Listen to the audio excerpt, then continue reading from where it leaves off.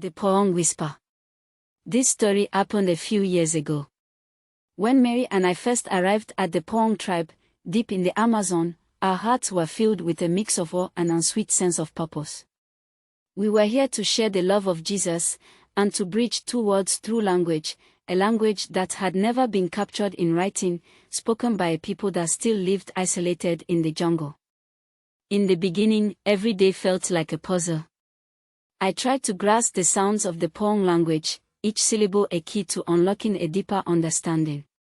Children laughed, as I twisted my tongue into unfamiliar shapes, trying to produce clicks and guttural stops that were so alien to my Portuguese-speaking mouth. I tried to imitate each sound, but sometimes they would just whisper entire sentences. These were my first practical lessons in phonetics, the study of sounds, where I learned how integral these sounds were to meaning. One evening, sitting by the fire, I listened to a woman telling a story, each word vibrating with history and beauty. It struck me how the pitch and tone of her voice changed the meaning of similar words, a complex system of phonology that dictated the function and intent of each sound within its system.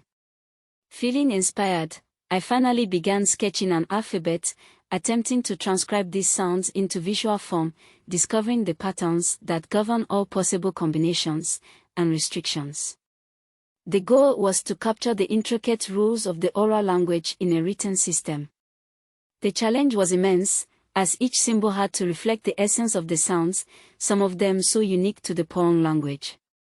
As I learned more of the language, my vocabulary grew each day. I noticed how single words in Porang could convey what would take a whole sentence in Portuguese. Their language was rich in morphological structures, with complex verbs that hinted at who was acting, when, and under what conditions, all within a single word. This was a language where the order of words in a sentence was not just a rule, but a reflection of how they viewed the world. Their typical object-subject-verb order emphasized the importance of the action, and the object over the doer of the action, a subtle, yet profound reflection of their communal and nature-centric worldview. Each attempt to speak, to engage in their rituals, and to participate in daily activities, allowed me to see the layers of meaning embedded in their discourse. I learned that storytelling wasn't just entertainment. It was a means of education, of passing down wisdom and knowledge, ensuring that every child knew their history and the environment they were part of. This was how the Porang used language to teach, to remember, to live cohesively. During a very important harvest ceremony, eager to show my respect and newly acquired linguistic skills, I made a significant mistake. A word, so similar yet spoke with a different tone, was mispronounced. The silence that followed was scary. I had not just spoken incorrectly, I had disrupted a sacred moment of communication with the Creator. The tension was palpable the next day at the tribal meeting around the fire.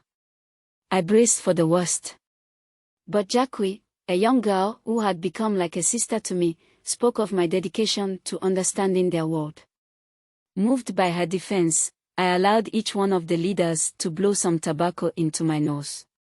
In their culture, this was like offering a heartfelt apology, and a promise to respect and honor their ways, with greater sensitivity.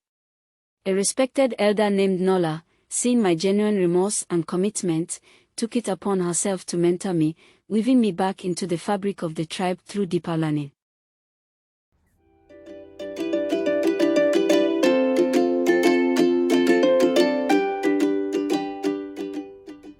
Nala would sit with me by the fire every evening and we would talk for hours. She became my teacher and my best friend. Under her guidance, my understanding of the language and its cultural nuances was slowly growing deeper. I finally learned that even whispering at some points of a story was essential in communicating the meaning and creating a deep connection. I learned that knowing a language was so much more than learning thousands of words and a bunch of grammatical rules. The Porang language had now a personality, a soul. When I spoke Porang, I felt almost as if it was a new me. My perspective of everything was expanding. I could see people and life through a new pair of glasses. Months later, I was given another chance at the ritual. This time my words were correct, my tones perfect, my posture was right. I even naturally whispered at some points of my speech and felt a deep connection with my audience. I felt an overwhelming sense of acceptance and belonging. 2 years later, when Mary and I were preparing to leave the village for vacation, the tribal leaders called us to the center of the village. In a solemn and honoring ceremony, they shaved our heads totally and painted them with red paint, made from a special seed. This was a practice reserved only for those who have shown deep understanding, people who are considered official storytellers, who have something significant to offer the community. This ritual marked our acceptance and integration into the tribe, not just as learners, but as bearers of wisdom.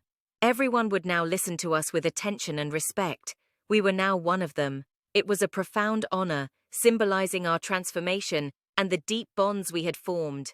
As we stood there, heads painted and hearts full, I realized that language was more than just a tool for communication. It was a bridge connecting hearts, minds, and worlds. My journey with the Porang had taught me the true power of friendship, language, and culture. The three are inseparable. It was a lesson I would carry with me forever.